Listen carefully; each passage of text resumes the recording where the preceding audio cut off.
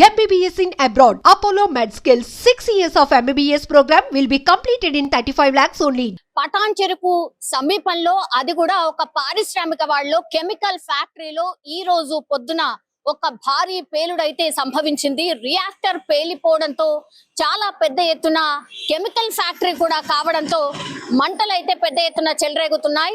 Morning shift కోసం చాలా మంది కార్మికులు ఈ రోజు పొద్దున పనికి వెళ్లారు. ఆ టైంలోనే ఇంత పెద్ద ఎత్తున పేలుడు సంభవించడంతో భారీ స్థాయిలో అక్కడ ఉన్నటువంటి షిఫ్ట్ లో ఉన్నటువంటి వాళ్ళు చాలా మంది కూడా ఒక 100 మీటర్లు ఎగిరి పడ్డట్టుగా మనకు స్పష్టంగా కనిపిస్తోంది. అట్లాగే దట్టమైన పొగ కావచ్చు, మంటలు కావచ్చు, ఇంకా కూడా పెద్ద ఎత్తున అక్కడ స్ప్రెడ్ అవుతున్న పరిస్థితి కనిపిస్తోంది. ఇంకోటి, అది కెమికల్ ఫ్యాక్టరీ కాబట్టి ఘాటైన వాసన చుట్టుపక్కల కూడా పూర్తిగా స్ప్రెడ్ అయింది.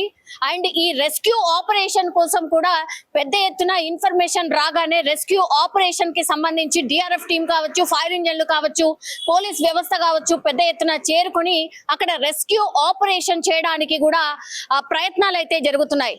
మనకు ఇప్పుడున్నటువంటి సమాచారం మేరకైతే 20 నుంచి 30 మందికి తీవ్ర గాయాలైనట్టుగా, అట్లాగే ట్రీట్మెంట్ కోసం సమీపంలోని హాస్పిటల్ కి తరలించినట్టుగా మనకున్నటువంటి ఇన్ఫర్మేషన్. అయితే డాక్టర్స్ ఆల్రెడీ వాళ్ళ దగ్గరికి అంటే హాస్పిటల్ కి తీసుకొని వెంటనే ఒక 5గురు అయితే చనిపోయినట్టుగా చెప్తున్నారు. అండ్ కాసేపటి క్రితం ఇంకో 5గురు కూడా మరణించినట్టుగా డాక్టర్లు అయితే నిర్ధారించినటువంటి పరిస్థితి అయితే కనిపిస్తోంది. సో టోటల్ 10 మంది ఇప్పుడు మరణించినట్టుగా మనకున్నటువంటి ఇన్ఫర్మేషన్. సో అతి పెద్ద పేలుడుగా భావిస్తున్నారు. అండ్ దట్టు ఒక కెమికల్ ఫ్యాక్టరీ కావడంతో అక్కడ ఉన్నటువంటి సమీప ప్రజలు కూడా ఆ ఘాటైన వాసనకి తీవ్ర ఇబ్బందులు పడుతున్నారు. వాళ్ళు ఇళ్ల నుంచి కూడా బయటికి దూరంగా వెళ్ళిపోయినట్టుగా కూడా చెప్తున్నారు. మనకు తెలుసు సిటీ శివారు ప్రాంతాలు కూడా ఆల్మోస్ట్ ఇప్పుడు కలిసిపోయినాయి. అంటే సిటీ శివారు ప్రాంతాల్లోనే ఇవన్నీ కూడా ఫ్యాక్టరీస్ ముందు ఉండేవి,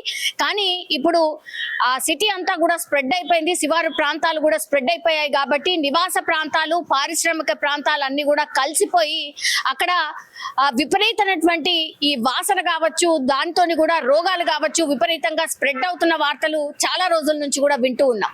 ఇప్పుడు నివాస ప్రాంతాల మధ్యనే ఇప్పుడు ఈ పారిశ్రామిక సంబంధించిన ఫ్యాక్టరీస్ ఉండడం వల్ల కూడా ఇట్లాంటి ఇన్సిడెంట్ జరిగినప్పుడు మాత్రం చాలా మంది ప్రజలు ఇబ్బంది పడుతున్నారు. ఇప్పుడు అక్కడ కూడా అదే జరుగుతోంది. సియాచి ఫ్యాక్టరీ ఇది కెమికల్ ఫ్యాక్టరీ కావడంతో కెమికల్స్ పెద్ద ఎత్తున నిల్వ ఉండడం, కార్మికులు కూడా పెద్ద ఎత్తున మార్నింగ్ షిఫ్ట్ కు వెళ్ళడం.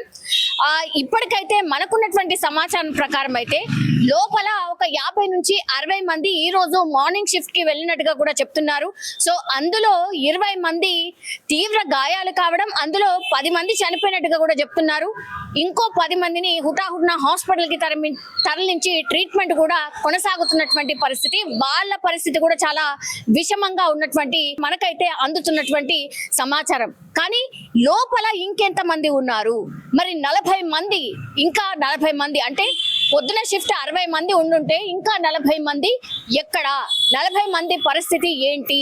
లోపల ఎవరైనా కార్మికులు ఉన్నారా అని లోపలికి వెళ్లే ప్రయత్నం చేస్తున్నప్పటికీ కూడా నేను ఇంతకు ముందు చెప్పినట్టుగా అది కెమికల్ ఫ్యాక్టరీ కావడంతో రెస్క్యూ ఆపరేషన్ కూడా చాలా ఆలస్యంగా జరుగుతోంది అని చెప్పొచ్చు. ఎందుకంటే పెద్ద ఎత్తున ఘాటైన వాసనలు, కెమికల్ ఫ్యాక్టరీ, కెమికల్స్ పెద్ద ఎత్తున స్ప్రెడ్ అవ్వడం, మంటల్లో మండిపోవడం, కళ్ళు మంటలు, అట్లాగే ఊపిరి తీసుకోవడం కూడా చాలా ఇబ్బందిగా మారినట్టు చెప్తున్నారు. అందుకని రెస్క్యూ ఆపరేషన్ కూడా చాలా స్లోగా జరుగుతోంది. లోపలికి వెళ్ళడానికి చాలా కష్టంగా ఉన్నటువంటి పరిస్థితి అయితే అక్కడ కనిపిస్తోంది.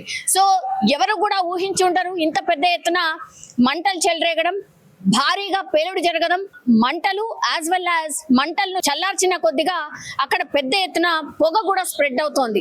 ఈ రెస్క్యూకి సంబంధించిన టీం చేరుకోవడానికి కూడా కొంత సమయం పట్టింది. 4-5 ఫైర్ ఇంజన్లతోని ఇప్పుడు మంటలు ఆర్పే ప్రయత్నం అయితే కొనసాగుతోంది.